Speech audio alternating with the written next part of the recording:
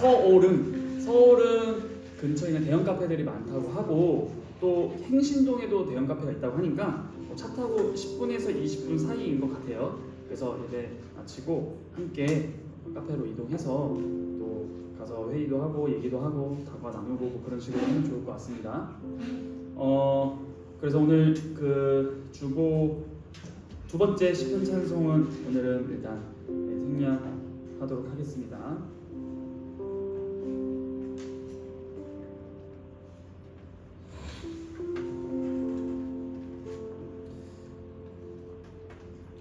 그리고 다들 배는 어떠세요? 배 상태는? 배 부르시는가요? 네, 얼큰하게 생깁니다. 그러면은 그 근처에 그런 막 매운 칼국수 이런 것들 있잖아요. 칼국수는 안 돼요? 그러면은 하여튼 매운 거 땡기시는 분들을 또 같이 또 매운 거 먹어야죠 또. 하여튼 맛있게 먹고.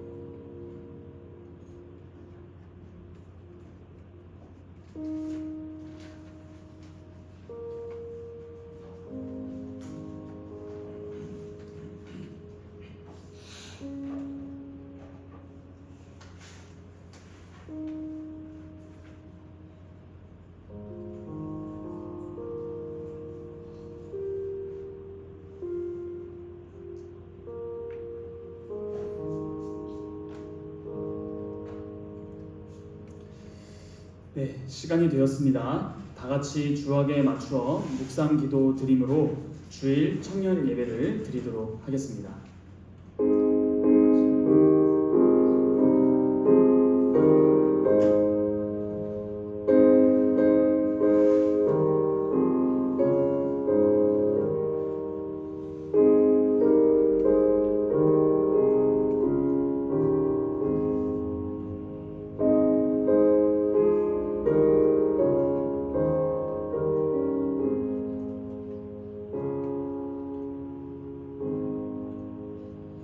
어리석은 자는 그의 마음에 이르기를 하나님이 없다 하도다.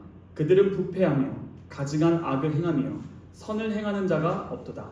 하나님이 하늘에서 인생을 굽어 살피사 지각이 있는 자와 하나님을 찾는 자가 있는가 보려 하신즉 각기 물러가 함께 더러운 자가 되고 선을 행하는 자가 없으니 한 사람도 없도다. 죄악을 행하는 자들은 무지하냐? 그들이 떡 먹듯이 내 백성을 먹으면서 하나님을 부르지 아니하는도다. 그들이 두려움이 없는 곳에서 크게 두려워하였으니 너를 대항하여 진친 그들의 뼈를 하나님이 흩으십니다. 하나님이 그들을 버리셨으므로 내가 그들에게 수치를 당하게 하였도다. 시온에서 이스라엘을 구원하여 줄 자 누구인가? 하나님이 자기 백성의 포로된 것을 돌이키실 때에 야곱이 즐거워하며 이스라엘이 기뻐하리로다. 아멘. 사도신경은 우리의 신앙 고백을 요약한 것입니다. 찬송가 앞면에 있는 사도신경을 펴서 읽으며 우리의 신앙을 고백하도록 하겠습니다. 우리가 무엇을 믿습니까? 전능하사 천지를 만드신 하나님 아버지를 내가 믿사오며 그 외아들 우리 주 예수 그리스도를 믿사오니 이는 성령으로 잉태하사 동정녀 마리아에게 나시고 본디오 빌라도에게 고난을 받으사 십자가에 못 박혀 죽으시고 장사한 지 사흘 만에 죽은 자 가운데서 다시 살아나시며 하늘에 오르사 전능하신 하나님 우편에 앉아 계시다가 저리로서 산자와 죽은 자를 심판하러 오시리라. 성령을 믿사오며 거룩한 공회와 성도가 서로 교통하는 것과 죄를 사하여 주시는 것과 몸이 다시 사는 것과 영원히 사는 것을 믿사옵나이다. 아멘. 다 함께 찬송가 24장 찬양하겠습니다.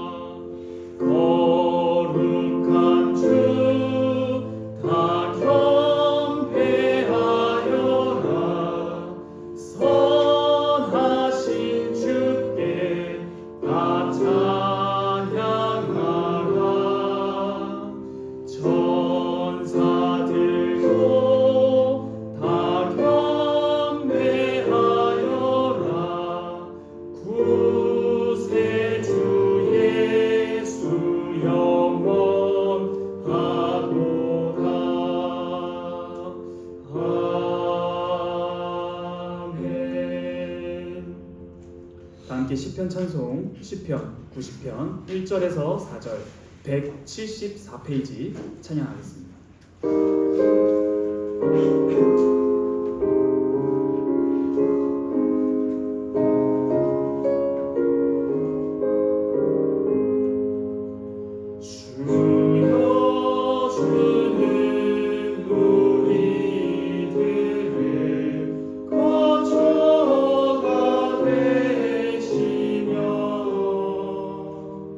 주는 대대로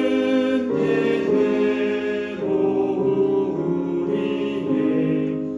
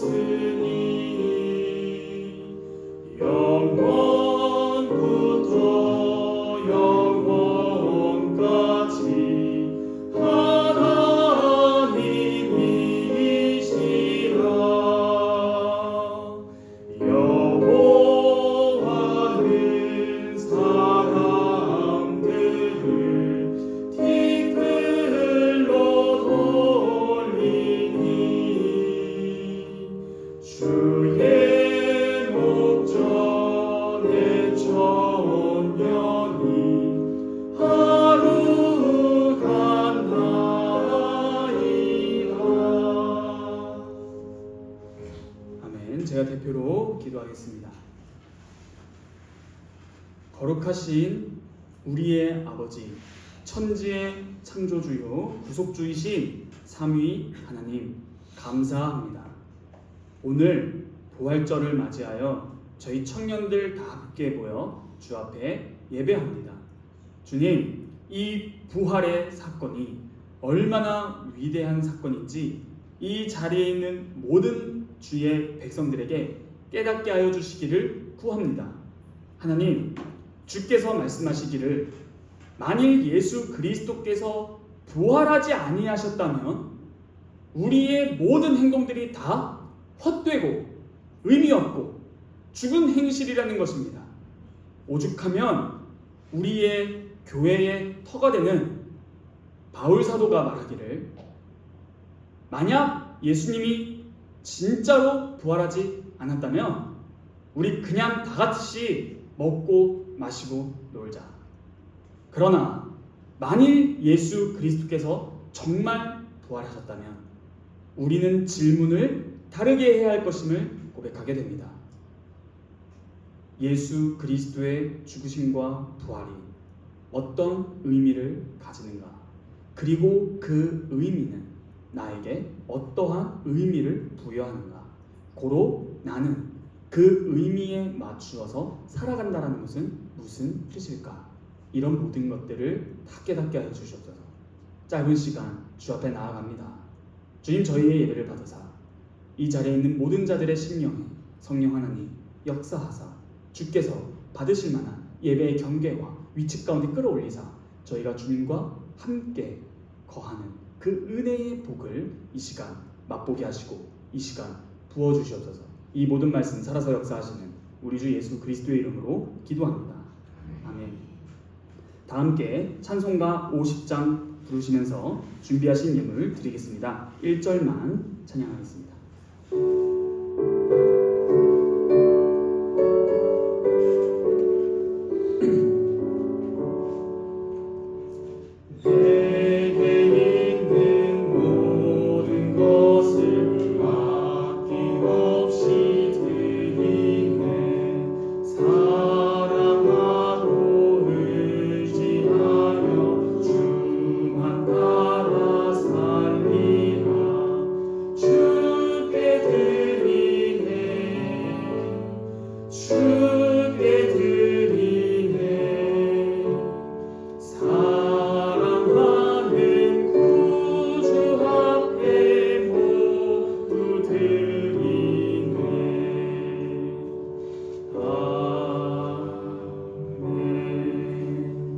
제가 드린 예물을 위해 기도하겠습니다. 거룩하신 하나님 아버지 감사합니다. 주님 앞에 드리는 이 예물 저희의 전부를 대표하여 드린 것입니다. 주님 앞에 눈물로 회개하며 나아가야 하는 마땅한 인생들임을 고백할 수밖에 없습니다. 만일 우리가 회개하지 않는다면 예수 그리스도의 죽으심을 부정하는 자일 것입니다. 주님, 저희의 삶이 회개하는 삶, 이 세상을 살아가면서 예수 그리스도의 영원한 그 생명대로 살지 못한 나의 삶을 정말 자복하고 애통해하면서 회개하기를 원합니다. 그러나 주님, 저희의 마음이 굳어졌습니까? 어느새 저희의 회개는 후회로 전락하여 그저 그냥 하나의 관습과 습관으로 아주는 잘못했습니다 로 끝나는 것이 아닌지 돌아보길 또한 원합니다. 회개의 영을 허락하사 저희가 주 앞에 진심으로 회복하게 하여 주시고 예수 그리스도의 그 발자취를 따라가지 못한 저희들을 용서하사 날마다 다시 회복되어 예수 그리스도적인 품성이 회복되어 내 좌우 앞뒤에 있는 형제 자매를 주님과 똑같이 사랑하고 섬기고 정말 그들이 나보다 나음을 진심으로 인정하고 나뿐만 아니라 내 옆에 있는 형제 자매들도 동일하게 나와 같이 예수 그리스도의 피로 구원함을 얻었다라는 사실을 잊지 않게 하사 먼저 본을 보이신 예수님, 자신의 제자들의 발을 닦아주시며 그 비천한 종이 하는 일을 친히 그 낮아진 종의 위치로 들어가셔서 섬기신 주님을 닮게 하소서. 남들이 이러나 저러나 주님께서는 우리에게 그리고 나에게 너부터 바르게 믿고 회개하고 나를 따르라라고 이 시간 부르실 줄 믿습니다. 저희가 드린 이 예물은 저희 전부를 대표하는 것이니 주여 저희 이 자리에 참여한 모든 자들에게 성령의 충만함을 허락하사 주님의 뜻대로 살아가는 걸음으로 우리의 인생이 다시 재정립될 수 있도록 은혜 허락하여 주시옵소서. 주님의 나라와 주님의 의가 온전히 우리를 통해 드러나기를 바랍니다. 성령 하나님 역사하여 주시고 예수 그리스도를 믿음으로 하늘에 계신 하늘의 우리의 아버지의 뜻대로 살아가는 모든 인생들이 되기를 원하오며 이 모든 말씀 살아서 역사하시는 우리 주 예수 그리스도의 이름으로 감사하며 기도하옵나이다. 아멘. 오늘 우리에게 주신 하나님의 말씀은 두 장을 찾을 것인데요. 먼저 이사야서 49장입니다. 이사야서 49장 원래는 1절부터 13절까지 읽어야 되는데 6절만 먼저 읽고 다음은 마태복음 28장 18절로 20절입니다. 말씀드린 대로 먼저 이사야서 49장 6절을 제가 봉독하도록 하겠습니다. 이사야서 49장 6절입니다. 그가 이르시되 내가 나의 종이 되어 야곱의 지파들을 일으키며 이스라엘 중에 보전된 자를 돌아오게 할 것은 매우 쉬운 일이라. 내가 또 너를 이방의 빛으로 삼아 나의 구원을 베풀어 땅끝까지 이르게 하리라. 아멘. 두 번입니다. 두 번째입니다. 마태복음 28장 18절로 20절입니다. 마태복음 28장 18절로 20절입니다. 다 찾으셨으면 제가 하나님의 말씀 봉독하도록 하겠습니다. 예수께서 나와 말씀하여 이르시되 하늘과 땅의 모든 권세를 내게 주셨으니 그러므로 너희는 가서 모든 민족을 제자로 삼아 아버지와 아들과 성령의 이름으로 세례를 베풀고 내가 너희에게 분부한 모든 것을 가르쳐 지키게 하라. 볼지어다 내가 세상 끝날까지 너희와 항상 함께 있으리라 하시니라. 아멘. 오늘은 최대한 깊게 그러나 짧게 할 테니 잘 따라와 주시기를 바랍니다. 날씨가 워낙 좋아 우리 청년들의 탄성이 자자하여 제가 핵심 있게 전해드리고 나가도록 하겠습니다. 그러니 오늘만큼 졸지 마시고 잘 한번 들어주시기를 부탁드립니다. 여러분들 신앙생활을 하실 때 이 마태복음 28장 마지막 절은 안 들어본 적이 없으셨을 거예요. 특히나 이것이 뭐냐면 선교에 관련돼서 아주 대표적인 본문입니다. 그래서 실제로 마태복음 28장 19절과 20절은 외워요. 거의 웬만하면. 너무 유명해서 교회를 다니면서 말라기, 호세아, 요엘, 스바냐, 스가랴 이런 거는 설교를 못 들을지언정 이 마태복음 28장 19, 20절은 무조건 한 번은 들었다라는 것입니다. 그리고 신앙생활 하시면서 들으실 거예요. 그런데 이거를 우리가 네 글자로 뭐라 하냐면 대위임령이라고 부릅니다. 한마디로 성경이 즉 예수님께서 교회에게 선교하라라는 대표적인 구절이에요. 그러나 실제로 성경은 처음부터 끝까지 이 선교에 관한 책이라고 해도 사실 과언이 아닙니다. 자, 분명히 오늘 본문에서 예수님께서 19절에서 교회에게, 주의 교회에게 한 가지 명령을 하시고 계세요. 그게 뭐냐 하면 모든 족속을 제자 삼으라라는 것입니다.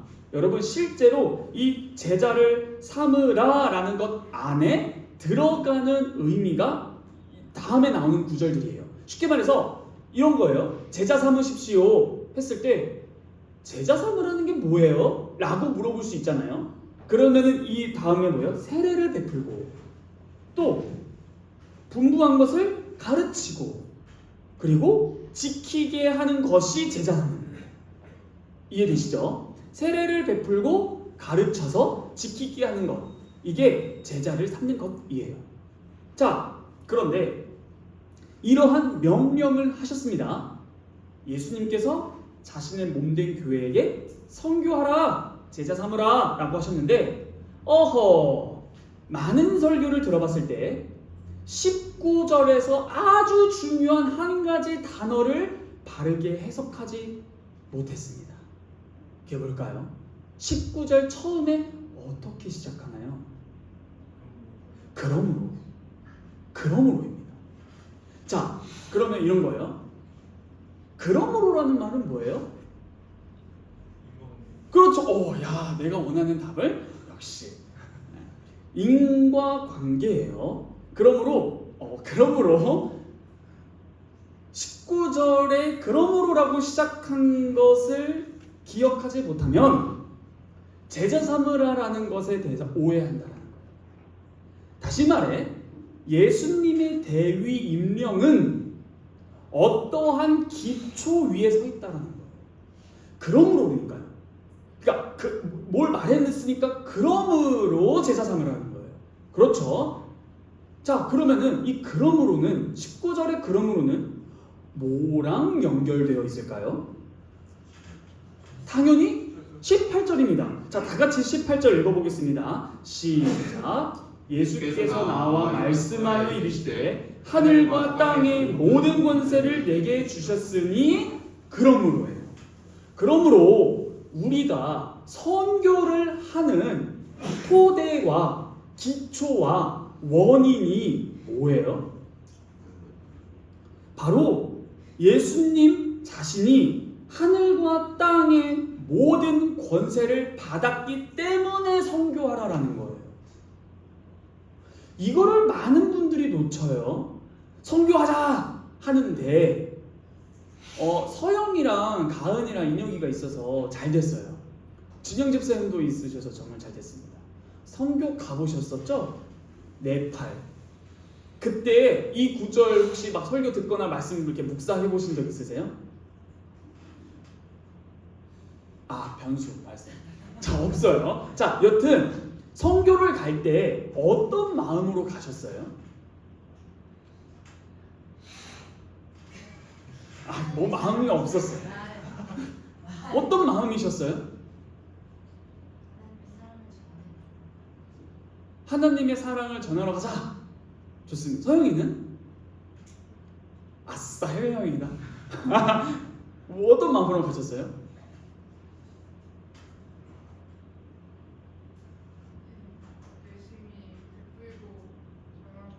열심히 베풀고 전하고.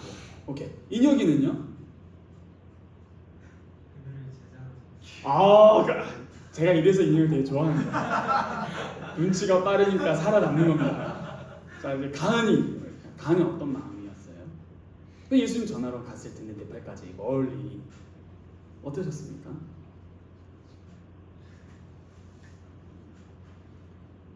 그냥 예수님 믿었으면 좋겠어서. 아싸, 해외여행이다. 아싸 비행기 탄다. 자, 그런데 오늘 말씀을 보면은 우리가 선교 좀 이따 볼 거예요. 나는 선교사 아닌데요? 저 어차피 국내 선교도 안 가고 해외 선교. 자, 이거 좀 이따가 정리할 건데요. 자, 일단은 선교를 갈 때 어떤 거를 토대 삼아서 가야 하냐면 예수님이 하늘과 땅의 모든 권세를 받으셨지 이거예요. 도대체 이거랑 성교랑 무슨 상관인가요? 이거를 잘 알지 못하면 어떤 그릇된 경향과 오해가 생기냐면, 내가 성교해야지, 내가 잘 전해줘야지, 내가 저들에게 어떤 내용을 잘 알려줘야지, 내가 이렇게 해야지, 내가 저렇게 해야지, 이렇게 흘러갑니다.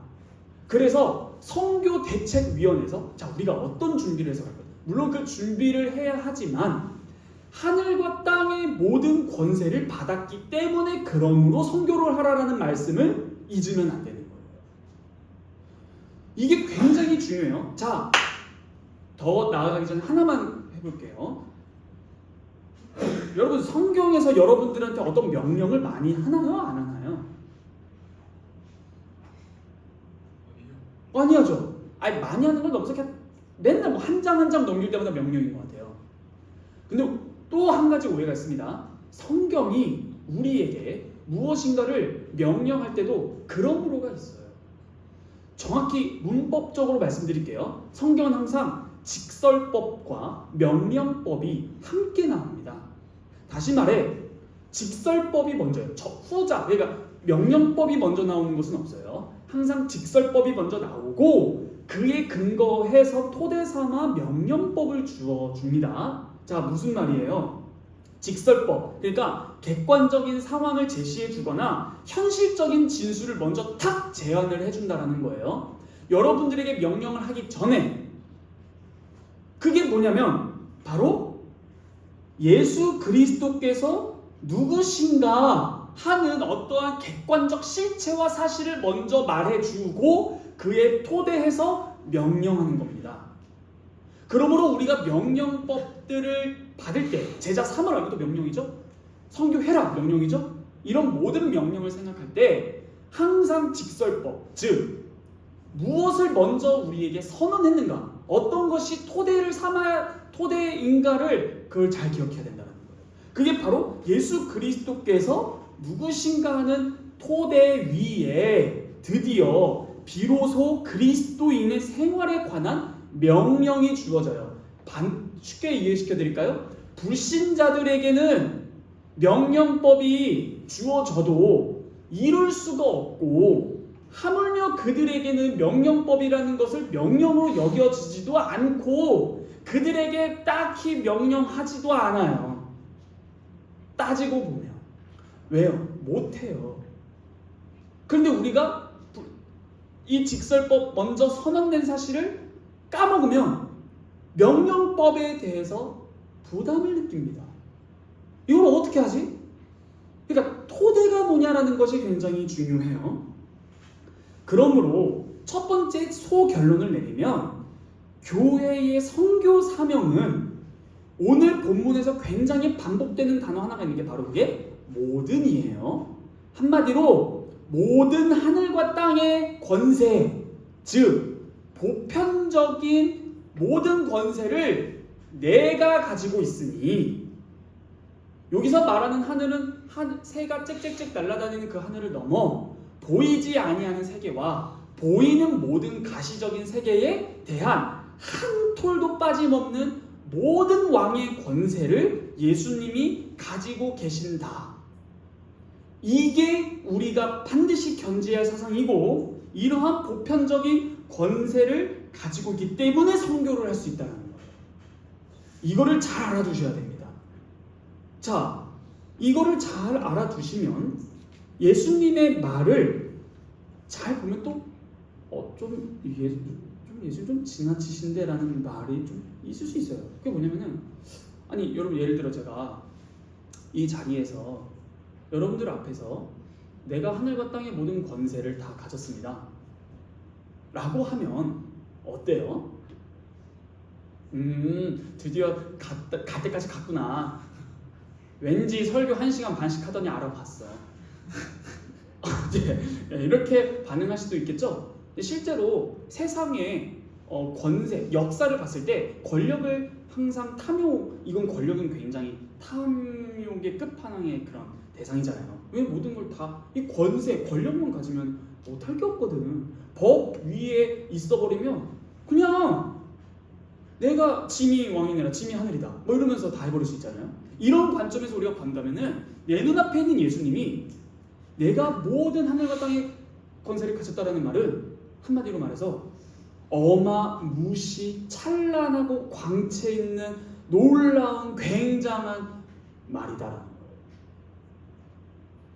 너무한 거 아닌가? 좀 센데?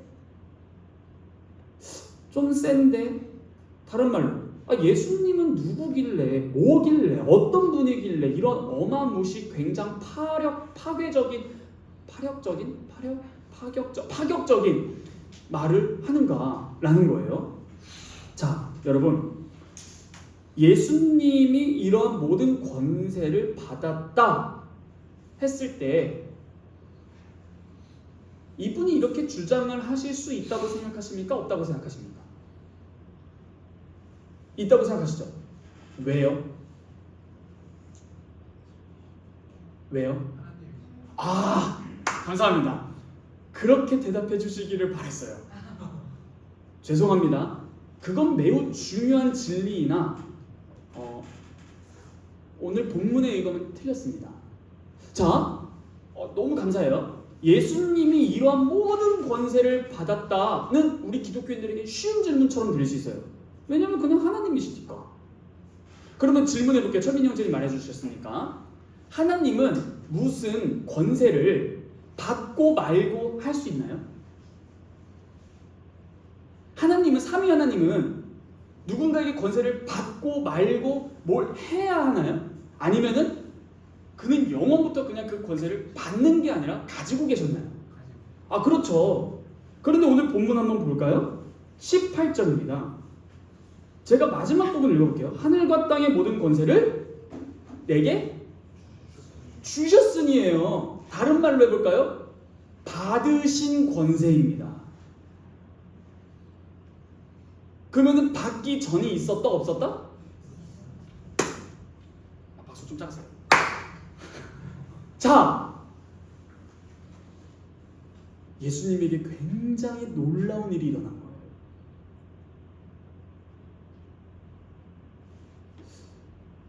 모든 권세를 받아버렸습니다.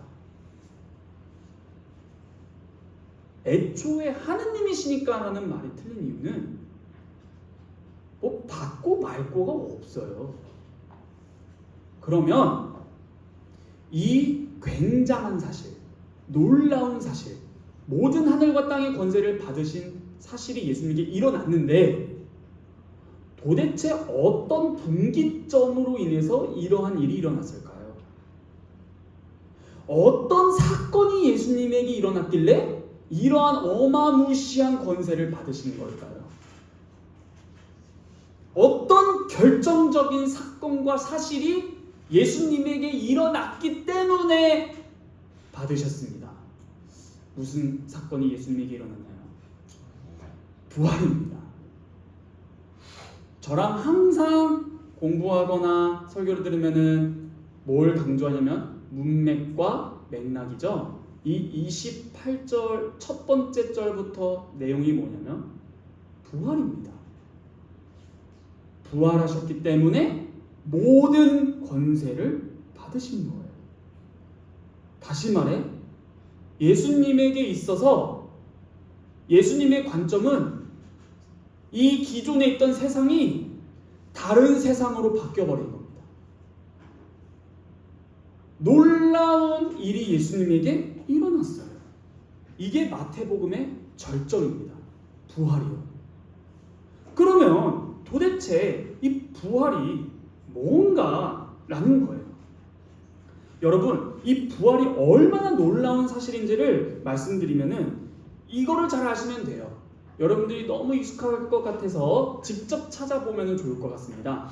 자, 마태복음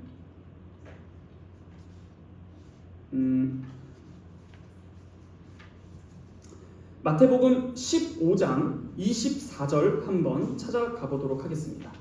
마태복음 15장 24절입니다. 자, 다 찾으셔야 돼요. 마태복음 15장 24절. 자, 함께 읽겠습니다. 시작. 나는 그 후반절만 읽을게. 나는부터 24절 나는부터 보시죠. 나는 이스라엘 거기서부터 시작. 나는 이스라엘 집에 잃어버린 양 외에는 다른 데로 보내심을 받지 아니하였노라. 지금 예수님은 어디로 보냄 받았다? 이스라엘. 그러면 그 외에라는 것은 이방 보냄을 받았다 안 받았다? 안 받았다. 자, 똑같은 똑같은 권 10장 마태복음 10장 5절부터 6절입니다. 자, 이거를 잘 읽으면 놀라운 거예요. 마태복음 10장 5절부터 6절인데 이 5절부터도 이방인의 길로도부터 읽을게요. 자, 다 찾으셨죠? 시작. 이방인의 길로도 가지 말고 사마리아인의 고을에도 들어가지 말고 오히려 이스라엘 집에 잃어버린 양에게로 가라. 그런데 오늘 우리가 읽었던 마태복음 28장 18절부터 20절에서는 예수님이 뭐라고 하셨어요? 이스라엘에게로만 가라? 모든 족속에게 가라. 동일한 예수님과 그 예수님의 말을 들은 동일한 제자이죠. 그런데 어떤 사건 전에는 동일한 예수님께서 하신 말씀이 이스라엘에게만 가라. 사마리아 여인 왔을 때도 나는 너 알 바 없고 난 이스라엘에게로 보냄받았어 라고 했는데 그 동일한 예수님이 동일한 제자들에게 이제 모든 족속에게 가라. 도대체 무슨 동일한 사람 맞아요? 앞뒤가 다르네. 무슨 일이 예수님에게 일어난 건가? 완전히 다른 세상이에요. 예수님을 봐도 다른 분 같아요. 이게 바로 세상을 극적으로 바꾼, 모든 관점을 극적으로 바꾼 사건이 부활입니다. 도대체 그 부활이 뭘까? 자, 오늘은 짧게 해야 돼서 굉장히 강조할 건데 이거를 먼저 하나 볼 겁니다. 여러분, 로마서 4장 25절을 한번 가볼게요. 로마서 4장 25절입니다.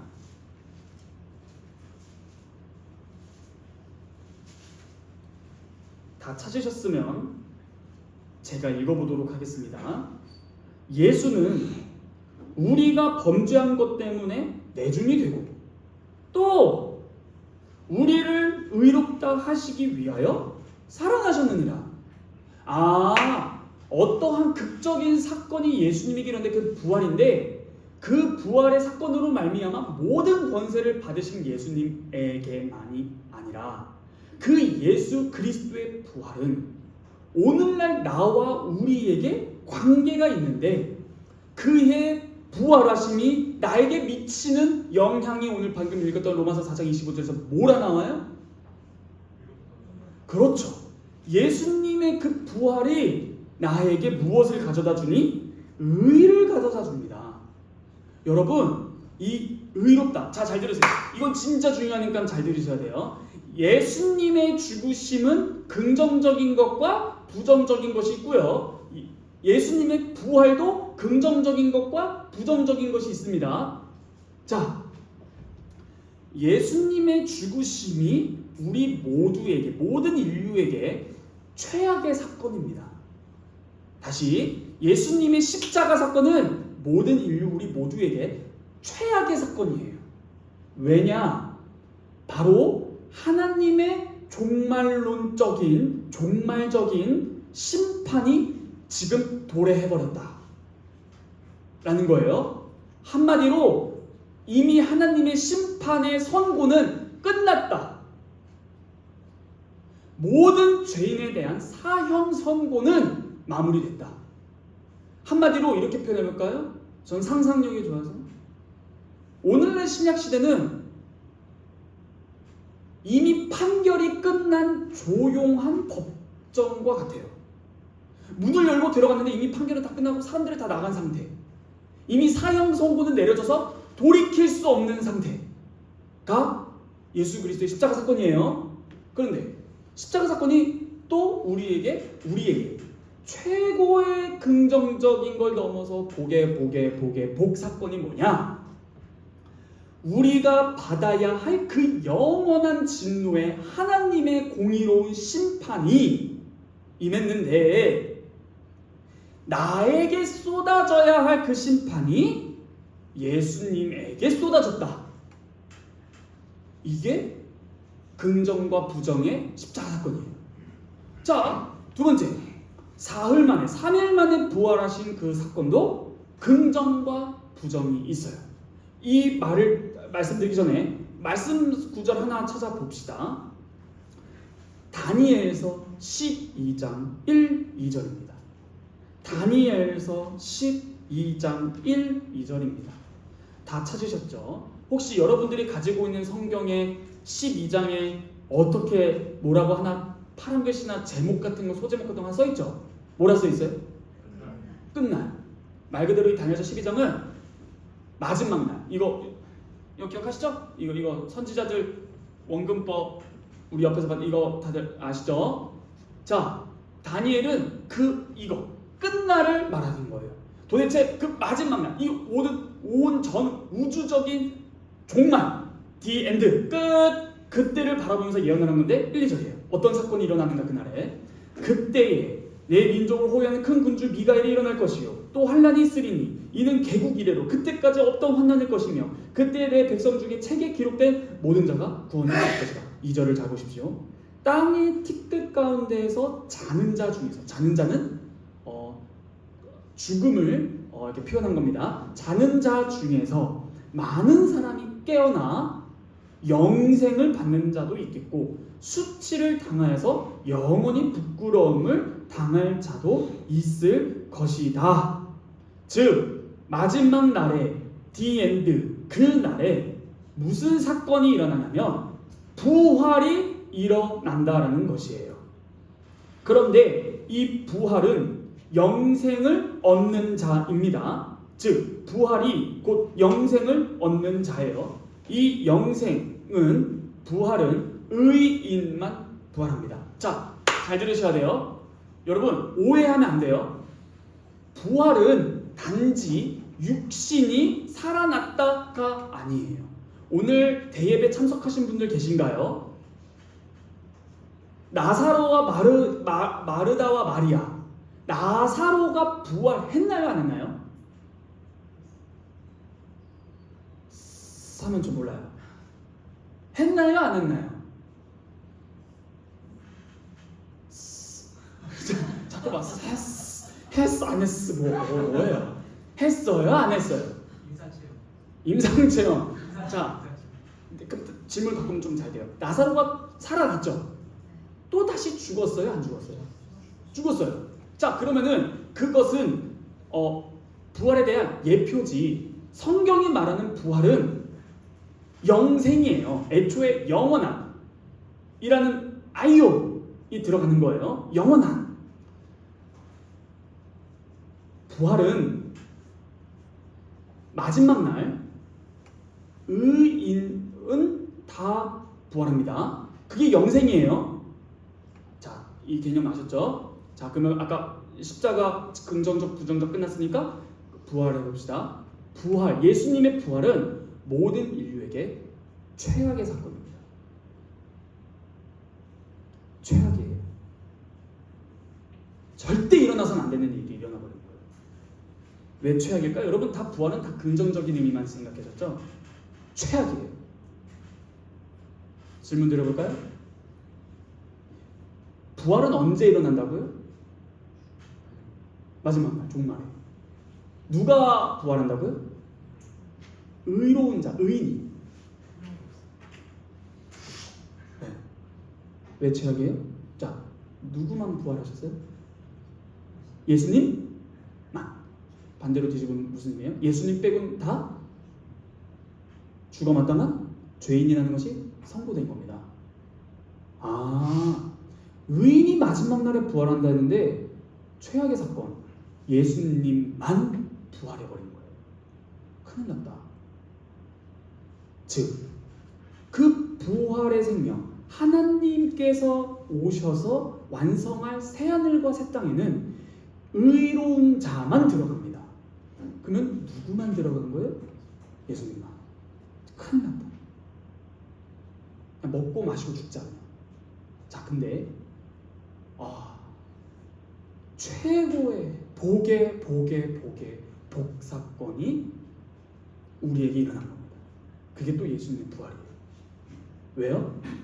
그 부활하신 생명, 영생이 어디에 있어요? 우리 안에. 할렐루야예요. 이게 방금 로마서 4장 25절이에요. 그가 살아나신 이유가 뭐라고 했어요? 우리를 의롭다 하게 하기 위해서. 하나님의 법정은 끝났습니다. 하나님의 법정적 선언은 끝났습니다. 십자가와 부활이라는 그 시간에 하나님의 종말론적 법정적 심판, 판사의 판결은 끝났습니다. 여러분, 예수님이 부활하신 것은 그가 의롭다라는 것이죠. 의롭다라는 것은 한마디로 말하면 외우기 쉽게 무죄하다라는 거예요. 죄가 없다, 판결이 난 거예요. 너는 의인이다, 죄가 없다 뿐만 아니라 모든 율법을 다 이루었다, 인정해 주는 거라고요. 흠이 없다, 깨끗하다, 완전하다, 완벽하다. 탐임, 너는 완벽해. 그게 의예요. 하나님의 법정적 선언, 넌 의인이다. 죄 없고 나의 모든 명령 법을 다 지켰구나요. 자, 예수님이 부활하셨다라는 것은 곧 그가 완전하다라는 것에 대한 하나님의 증언이고 증거예요. 이해되시나요? 예수님이 부활하신 것은 우리에게 최악의 사건이자 최고의 사건이라고 했는데, 마지막 날에 부활할 자는 의인이어야 합니다. 그는 죄가 없다라는 것을 넘어 모든 하나님의 명령법을 다 지켰다라는 증거라고요. 그러면 예수님이 죄가 없는데 신명기 21장 23절인가요? 나무에 달린 자마다 하나님께로부터 저주를 받은 자라. 예수님께서 어디에서 죽으셨습니까? 십자가의 재료는 뭡니까? 그래서 예수 보고 뭐라고 한 거예요? 이 썩을 죄인, 저주받았다라는 거예요. 그런데 그가 부활하신 것은 뭘 증명한다 했어요? 죄가 있다 없다? 그러면 그의 죽으심의 의미는 뭐예요? 대속입니다. 내가 십자가를 믿는다는 것은 나의 죄가 그리스도 안에서만 사함을 받을 수 있다는 거예요. 내가 그리스도 안에 부활에 참여한다는 뜻은, 다시, 여러분, 부활이 언제 일어난다고? 언제? 마지막 날에. 그러면 예수님이 부활하신 것은 무슨 의미를 가져요, 형겸 형제? 아니, 다시. 부활은 언제 일어나요? 마지막 날에. 예수님께서 부활하셨어요. 그 의미는 뭐예요? 마지막이라는 거예요. 이미 새로운 창조가 시작됐다는 거예요. 그리고 나서 2000년이 지난 거예요. 부활은 마지막 때 일어납니다. 마지막은 2000년 전에 임했습니다. 그리고 나서 결정적으로 예수님이 모든 하늘과 땅의 권세를 다 받으셔서 왕이세요. 그러므로 아직 임하지 아니한, 그 완성되지 아니한 예수님의 재림 때 일어날 그 나라까지 나의 택한 백성들을 내가 직접 구원하겠다. 기간이 주어진 거예요. 회개의 기간. 이미 우리는 부활에 참여했다는 뜻은 뭐냐면요, 부활하셨습니다가 아니라 이미 임한 나라에 내가 들어간다. 부활은 종말에 일어날 사건이고 종말에 일어날 뿐만 아니라 종말에 완성될 그 나라에 들어가는 의로운 자들만 들어가는 건데, 내가 부활에 참여한다는 뜻은 이미 완성됐지만 완성될 이미와 아직인 그 나라에 속한 하늘의 시민권자다.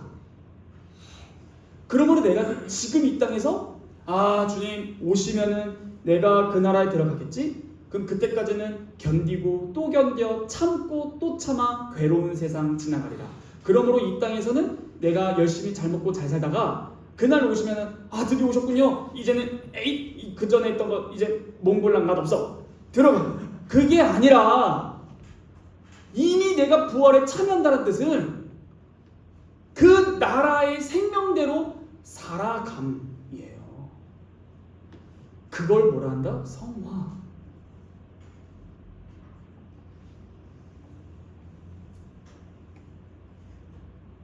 예수님이 죽으시고 부활하신 사실이 왜 복음인지 조금 감이 잡히십니까? 도대체 2000년 전에 예수라는 청년의 죽음과 부활이 나에게 무슨 의미가 있는데? 라고 한다면 긍정, 부정과 구약이 말한 종말은 언제 임하는 것과 내가 거기에 참여한다는 것은 무슨 의미를 가지는 것과 나는 이제부터 그것을 이제 어떻게 구현하고 살아가는 거에 대한 풍부한 내용을 빠짐없이 알아야 한다. 그러므로 이거예요. 부활하신 예수 그리스도를 바라봤을 때 이미 새로운 창조가 시작돼 버렸다. 그 나라는 곧 온다. 완성될 것이다. 더 충격적인 거. 예수님이 부활하신 것은 의로운 자라는 것에 대한 증명이요. 그것은 곧 그의 무죄뿐만 아니라 의로운 모든 율법을 다 지켰다라는 것이죠. 다른 말로 하면 이거 십계명으로 좀 적용해서 생각해 보면은 그는 거짓말을 한 적이 있다 없다예요. 그럼 결국에는 없다예요.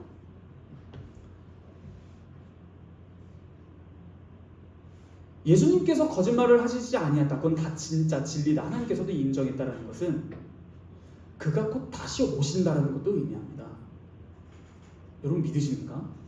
예수님께서 뭐라 하셨어요? 내가 다시 오리라. 그럼 그건 거짓말이에요? 진짜 옵니다. 두려워해요. 그분이 무죄 선언과 의로움이라는 의인 선언은요, 복음서를 읽는 우리의 마음과 관점과 안목을 바꿔버립니다. 이게 진짜다. 나는 죄인이다. 예수님을 믿음으로 내가 그분 안에 있어야만 난 산다. 이게 나와 관련이 없어 보이는 그 십자가와 부활 사건으로 증명해버린 거라니까요.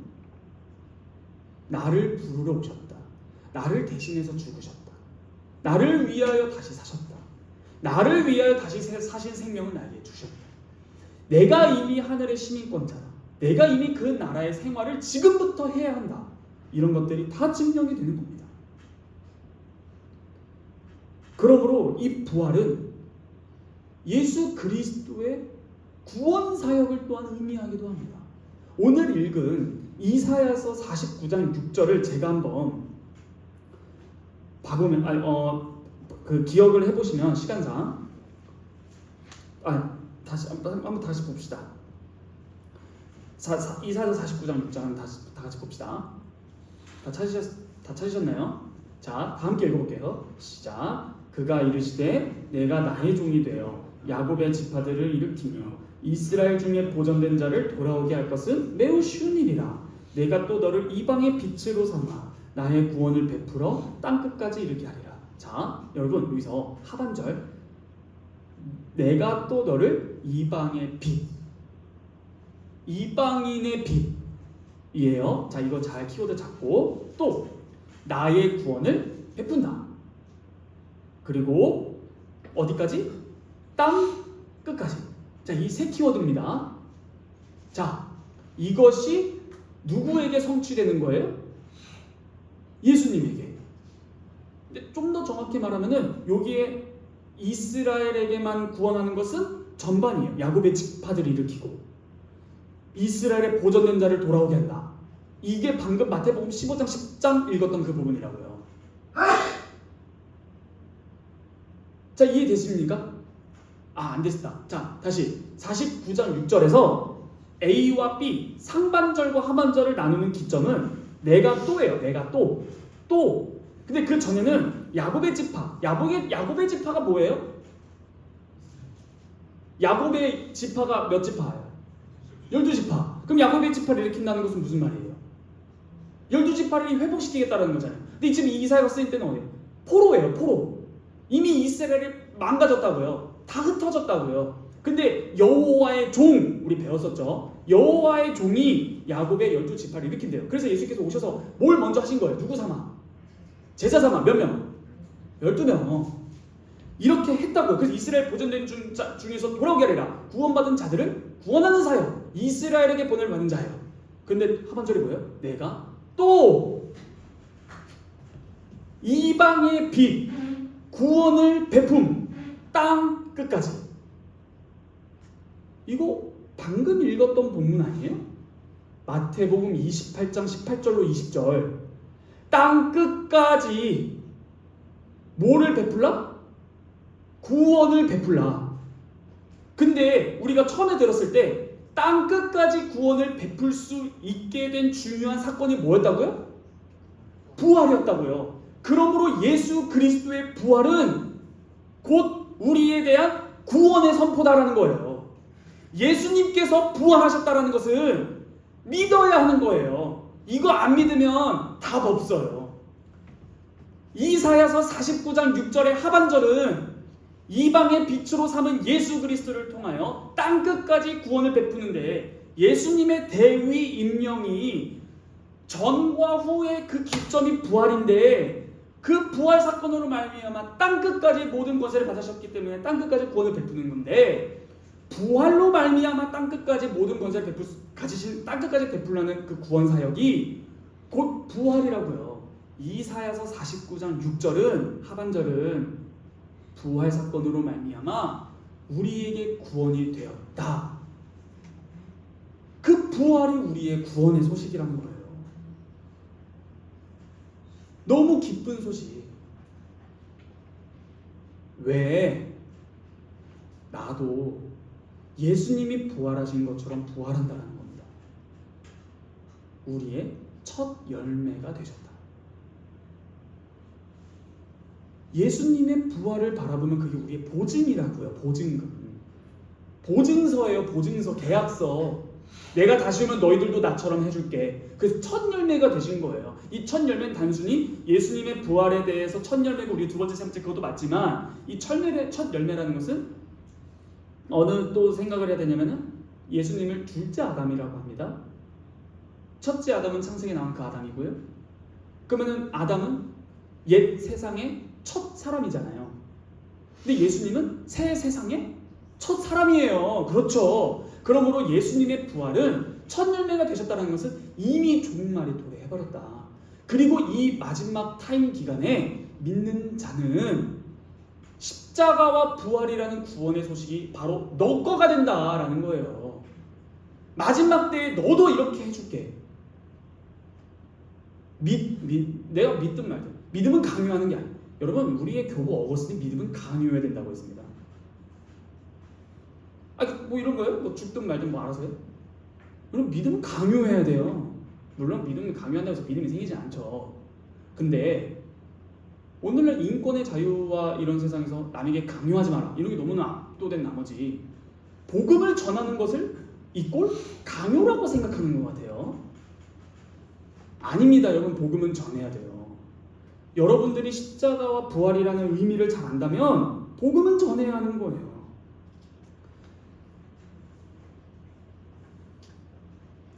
오늘 짧게 한다고 했으니까 짧게는 못한 것 같은데 죄송합니다. 진짜. 마무리하겠습니다. 더 있는데 마무리하니까 짧은 걸로 쳐주세요.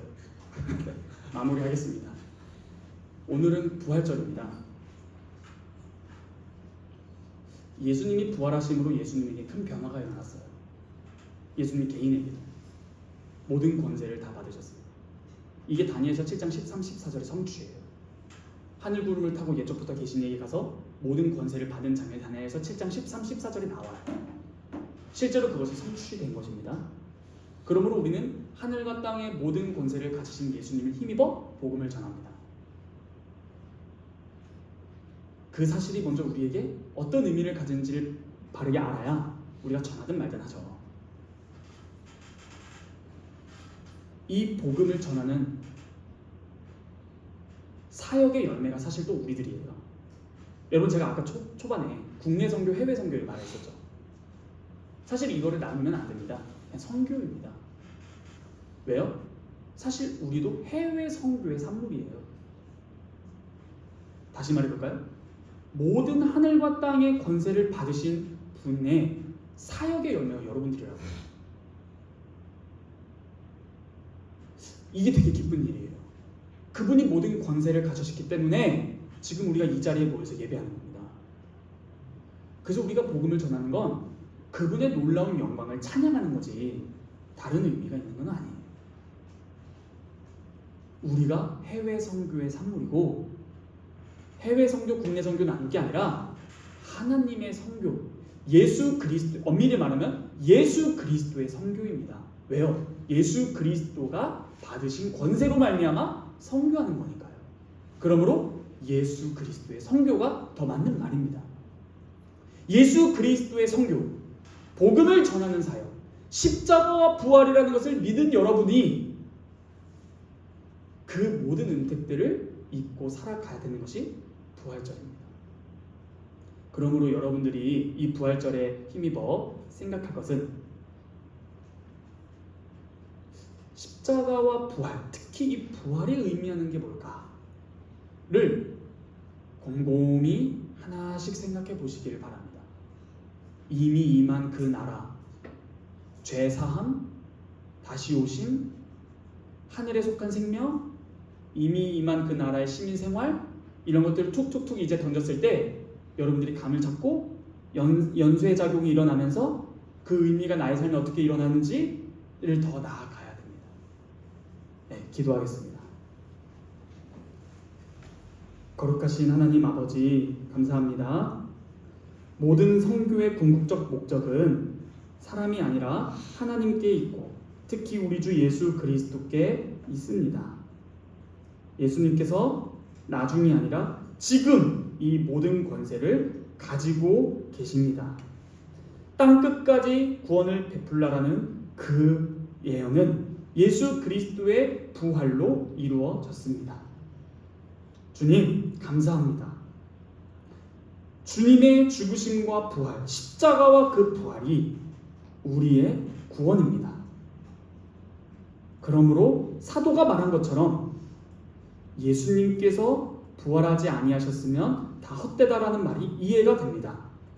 예수님께서 부활하시지 않았으면 그는 거짓말쟁이가 되는 것이고, 예수님은 우리를 위해서 죽으셨다는 그 십자가 또한 거짓이라는 것이고, 우리는 영원히 죽을 수밖에 없는 죄인이라는 것이 증명되기 때문에 부활이라는 이 핵심 사건이 우리의 신앙과 우리의 구원에 넘어지고 서는 것, 일어서고 주저앉는 것의 핵심 분기점이 됨을 배웠습니다. 그러므로 주님, 이 부활을 잊지 않고 부활의 능력이 우리의 삶에 나타나게 하소서. 예수님의 이름으로 감사하며 기도하옵나이다. 아멘. 우리 다 함께 찬송가 2장 찬양하겠습니다.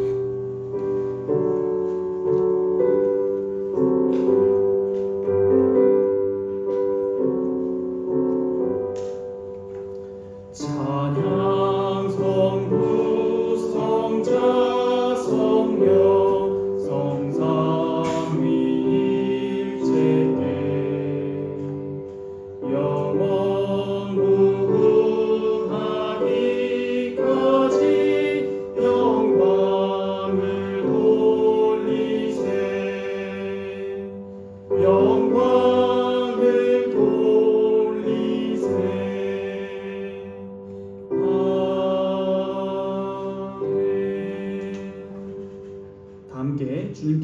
가르쳐 주신 기도로 기도하며 예배를 마치겠습니다. 하늘에 계신 우리 아버지여, 이름이 거룩히 여김을 받으시오며 나라가 임하옵시며 뜻이 하늘에서 이룬 것 같이 땅에서도 이루어지리이다. 오늘날 우리에게 일용할 양식을 주옵시고 우리가 우리에게 죄 지은 자를 사하여 준 것 같이 우리 죄를 사하여 주옵시고 우리를 시험에 들게 하지 마옵시고 다만 악에서 구하옵소서. 대개 나라와 권세와 영광이 아버지께 영원히 있사옵나이다. 아멘.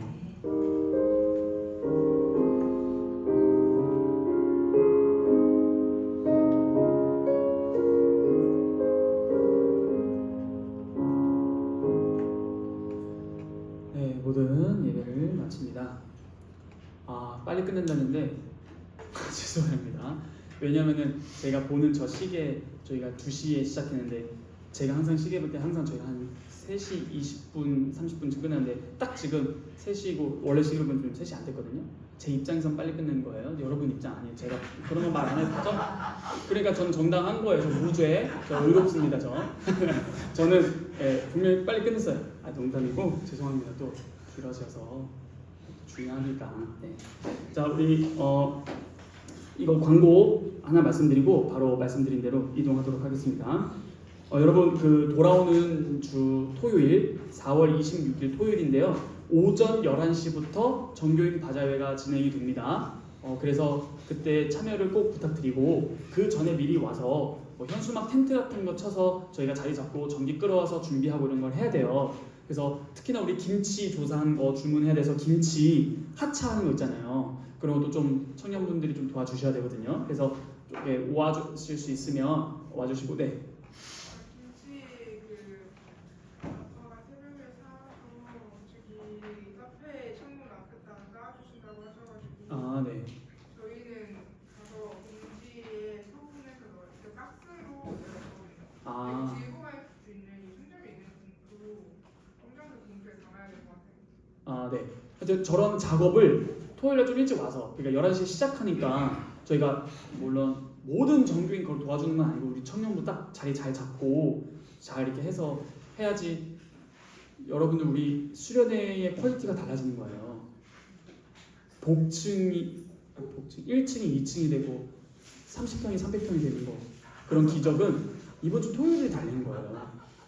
그런 기적을 경험하시고 싶으시면 토요일에 다 나오세요.